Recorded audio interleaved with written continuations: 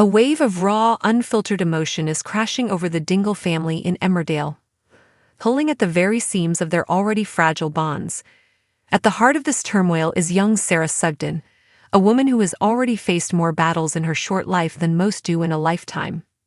Now in the devastating aftermath of life-saving cancer surgery that stole her dream of carrying a child, a single impulsive suggestion from her grandfather, Cain Dingle, has ignited a firestorm of hope, fear, and simmering resentment. For anyone who has followed Sarah's journey, her story is one of breathtaking resilience.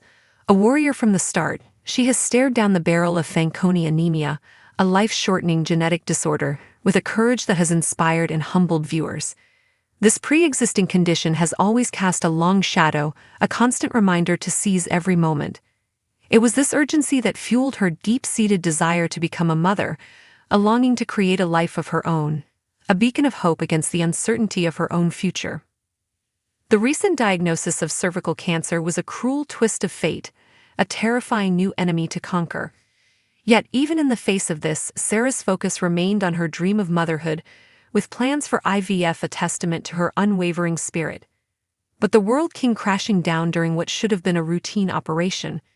Complications arose, forcing the surgeons to perform an emergency hysterectomy. While the surgery saved her life, it came at an unimaginable cost. Sarah's womb was removed, and with it, her ability to ever carry her own child. The silence that follows such a life-altering loss is deafening. Back in the familiar chaos of the Dingle homestead, Sarah has been a ghost of her former self, wrapped in a veneer of bravery that fools no one, least of all her fiercely perceptive grandmother, Charity. We see her, a young woman grappling with a grief so profound it's almost unspeakable.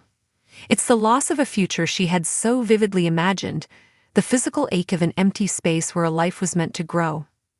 It is a trauma that settles deep in the bones, a quiet agony that she tries to mask with a forced smile and a desperate need to keep busy.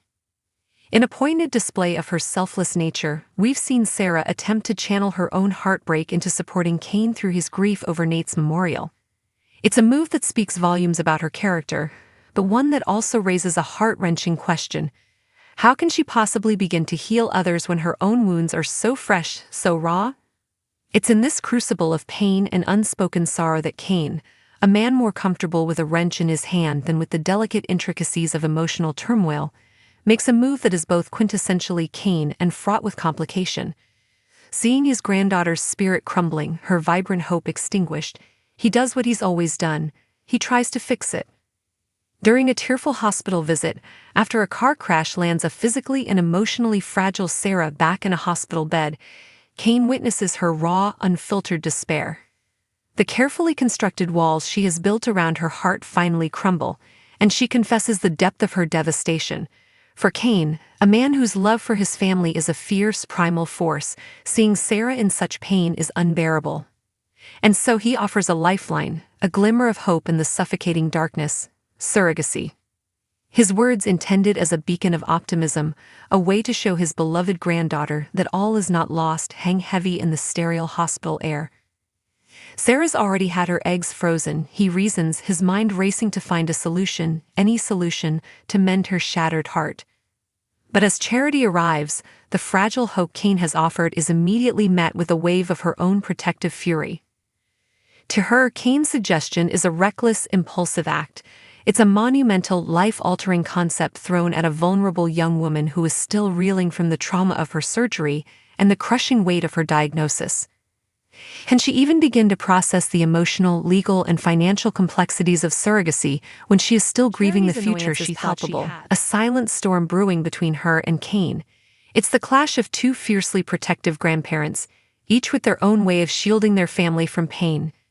Cain, the eternal fixer, believes in action, in finding a way forward, no matter how rocky the path. Charity, on the other hand, understands the need for time, for healing, for allowing the raw wounds of grief to be tended to before even considering the next step. And so the battle lines are drawn, not in anger, but in a deep, desperate love for Sarah. Cain, resolute and determined, is prepared to move heaven and earth to help his granddaughter realize her dream of motherhood. But is he pushing her too soon? Is this a path that will lead to the joy of a new life, Or is it a journey fraught with potential for even more heartache? For Sarah, the road ahead is uncertain. The suggestion of surrogacy while born from love opens up a Pandora's box of emotions.